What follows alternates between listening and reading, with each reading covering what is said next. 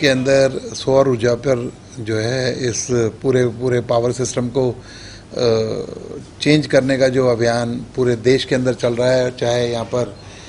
घरों के अंदर भी 3 लाख जो हमने संकल्प लिया है, 3 लाख घरों के ऊपर सौर ऊर्जा लगाएंगे, उसी तरीके से यूएलबी डिपार्टमेंट और रेवेन्यू डिपार्टमेंट के जितने भी ऑफिसेज हैं उन पर डिस्ट्रिक्ट्स के अंदर सभी पर सौर ऊर्जा संयंत्र लगाकर इसको रिन्यूएबल एनर्जी में परिवर्तित करने का काम जल्द शुरू होगा। और जितने भी जो लोग हैं, मैं लोगों से भी आह्वान करूंगा कि सौर ऊर्जा को ज़रूर अपने अपने घरों में, चाहे उनका 10 किलो वाट का कनेक्शन है, 2 किलो, 3 किलो, 4 किलो, 5 किलो, कुछ ना कुछ जितनी भी जगह हो उसे सौर ऊर्जा पर ज़रूर परिवर्तित करें। ऐसा है, विपक्ष का काम है सिर्फ शोर शराबा करना, और ये कोई कलेक्टर रेट बढ़ना कोई नई बात तो नहीं। नियमित तरीके से कलेक्टर रेट बढ़े रहे हैं और उन्हें बताया जाए कलेक्टर रेट से जो ब्लैक मनी का जो चलन है प्रॉपर्टी के अंदर, उसको रोकथाम करने का काम होता है। और सरकार का मैंडेट है भ्रष्टाचार को भी कम करना, और इस तरीके से जो डिफरेंस है collector rate between actual rates का, उसको हमेशा कलेक्टर रेट को बढ़ाकर उसको कम किया जाता है और एक नियमित प्रक्रिया है। और हमारे किसान भाइयों के ये हितैषी नहीं, उनके किसान भाइयों के विरोधी जो कार्य हैं, 83% एग्रीकल्चर के अंदर 10% जो हमारा रेवेन्यू कलेक्टर रेट बढ़ा है, उससे किसान भाइयों को लाभ मिलेगा, चाहे उनके कहीं ज़मीन का मुआवजा देने की बात हो, चाहे ज़मीन का किसी भी तरीके का और कोई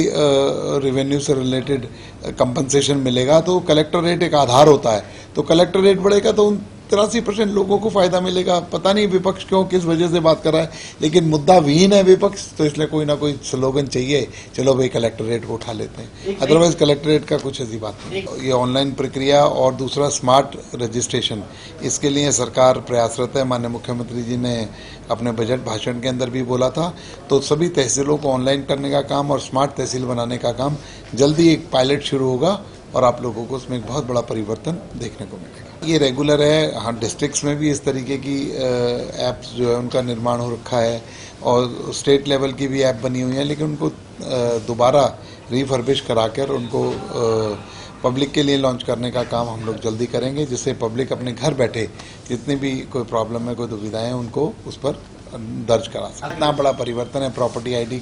जो समस्या है, रेगुलर हम समाधान शिविर भी लगा रहे हैं और आपने देखा कि उसमें 1 लाख से ज़्यादा जो उनकी प्रॉब्लम्स थी उनको करेक्ट किया गया है। जब इतना बड़ा परिवर्तन होता है तो थोड़ा बहुत बातें होती हैं, लेकिन उनमें करेक्ट करने का काम सरकार कर रही है और बहुत ज़्यादा इस पर हम लोगों की हमने इसे करेक्ट कर दिया है। नहीं, डॉग्स बाइट भी एक बड़ी समस्या है, उस पर रेगुलर सरकार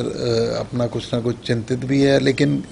कोर्ट की नियमावली कुछ इस तरीके की है, सभी को ध्यान में रखकर सिर्फ जो स्टरलाइजेशन की अनुमति जो दी गई है उसको हम डिस्प्लेस भी नहीं कर सकते, उसको दूसरी जगह भी नहीं ले जा सकते, उसको कहीं रख भी नहीं सकते। तो इस तरीके के जो नियम कायदे कानून हैं उसके तहत